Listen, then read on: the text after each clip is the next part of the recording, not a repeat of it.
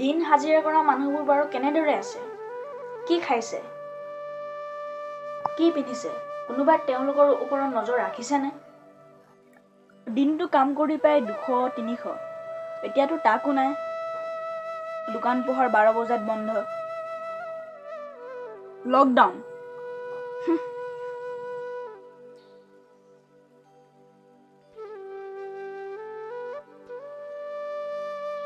আৰে চাকৰিয়ালবোৰেতো দৰমহা পাই আছে, তেওঁলোকে ক'ব লকডাউন দিব লাগে।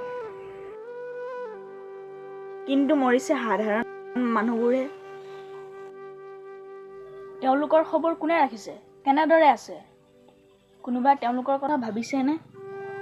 অলপ হ'লেও চবটো নিজৰ কামতে ব্যস্ত।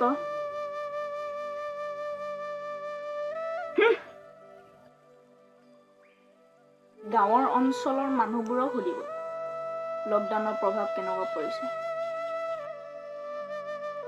মন যায়, মোৰো মন যায় কেতিয়াবা তেওঁলোকক সহায়ৰ হাত আগবঢ়াবলৈ, কিন্তু ময়ো